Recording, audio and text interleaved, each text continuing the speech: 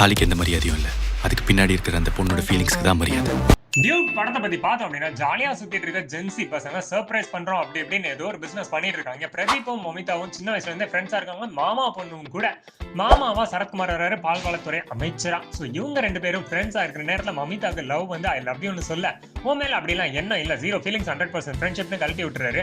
இவரு கழட்டி விட்ட கேப்ல எங்கேயோ போயிடுறாங்க. அப்புறம் பார்த்தா பிரதீப்க்கு அவங்களை மிஸ் பண்ணது தெரிஞ்சு திரும்பி போய் உன்னை லவ் பண்றேன், கல்யாணம் பண்ணிக்கிறேன் அப்படின்னு சொல்ல, அவங்க நீ விட்டு போன கேப்ல நான் வேற யாரையோ லவ் பண்ணிட்டேன் போடான்றாங்க.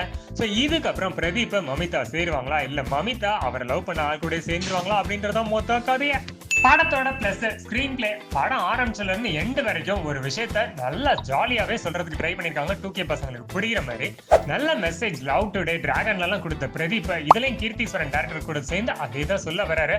படத்துல ஹானர் கில்லிங் பத்தி நிறைய பேசுறாங்க. வசனங்கள் அதுக்கேற்ற மாதிரியே இருக்கு. நீ வல்கரே, நீ மோசமான அப்படின்னு நிறைய ரிவ்யூஸ் வருதுல்ல, அதுக்கெல்லாம் அங்கேயே சொல்லியிருக்காரு. இந்த 2025லயும் ஒரு பொண்ணு பிடிச்ச பையனை கட்டினா வெட்டுவேன்னு சொல்ற அப்பாவும் சொசைட்டின்னு தான் வல்கரே தவிர நான் இல்லைன்னு சொல்றது. லைஃப்ல நம்ம ஒரு விஷயத்த லெஃப்ட் ஹேண்ட்ல ஹேண்டில் பண்ணா நம்மளையும் லைஃப் லெஃப்ட் ஹேண்ட்ல ஹேண்டில் பண்ணணும். இன்னும் நிறைய இருக்கு இது மாதிரி.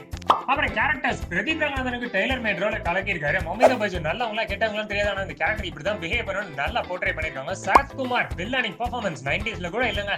மமிதாட்டையும் பிரதீப்டையும் ஒரு கதையை சொல்லுவார் பாருங்க, அரலும் போயிருவாங்க. அப்படியே தான் ஆடியன்ஸ்க்கும் இருக்கும். அப்புறம் ஃப்ரெண்ட்ஸா வரவங்க, அம்மா வர ரோஹிணி, குறிப்பாக ஃபர்ஸ்ட் சீன்ல ஒரு கல்யாணத்துக்கு போய் எக்ஸ் லவர் தாலி இருப்பாரு பிரதீப். அந்த எக்ஸ் லவரையும் அவங்க மாப்பிளையும் படம் ஃபுல்லா கொண்டு வந்ததெல்லாம் கெட்டிகாரதம் தான் சொல்லணும் டேரக்டருக்கு. அப்புறம் பிஜிஎம் பாட்டு எல்லாமே நல்லாவே இருக்கு. நம்ம சாய் அபியங்கர் பத்தி நிறைய அப்படி இப்படின்னு இருந்தாலும் இந்த படத்துல நல்லாவே கொடுத்திருக்காரு. திரும்ப திரும்ப அந்த போவன்னு ஒரு பாட்டு இருக்கு, அந்த பாட்டை கொடுத்ததெல்லாம் நல்லா பக்காவா இருக்குங்க படத்துக்கு. பாடத்தோட மைனஸ் ஃபர்ஸ்ட் ஹாஃப் அளவுக்கு செகண்ட் ஹாஃப் இருக்குமான்னு கேட்டீங்கன்னா சுவாரஸ்யம் கொஞ்சம் கம்மி தான். இதெல்லாம் ஹை மொமெண்ட்ஸ் கொடுக்கறதுக்கு ட்ரை பண்ணிருக்காங்க.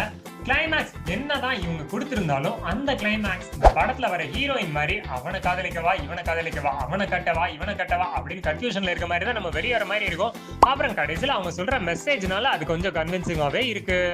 மைனஸ் எல்லாம் தூக்கி போடுங்க. இந்த பாடத்துல வர ஜென்சி பசங்க மாதிரி என்ன பிரச்சனை வந்தாலும் சரி, எத்தனை லோ ஃபீலர் இருந்தாலும் சரி, தட்டி விட்டு அடுத்த வேலையை பாருங்கன்னு சொல்றது நல்லா இருக்கு. அப்புறம் சோசியல் ஹானர் கில்லிங் பத்தி, ஆணவ கொலைகள் இன்னும் அதெல்லாம் நடந்துட்டு இருக்கு, அவங்களுக்கு எல்லாம் சம்மட்டி அடி கொடுக்குற மாதிரி ஒரு மெசேஜ். ஓகே, இந்த தீபாவளிக்கு டியூடு நிச்சயமா ஃபேமிலியில இருந்து ஃப்ரெண்ட்ஸ் வரைக்கும் எல்லாருக்கும் ஒரு செலிப்ரேஷன் தான். லைக் ஷேர் சப்ஸ்கிரைப் பண்ற ரெடியா இருங்க. அடுத்த பைசன் ரிவ்யூல பாப்போம்.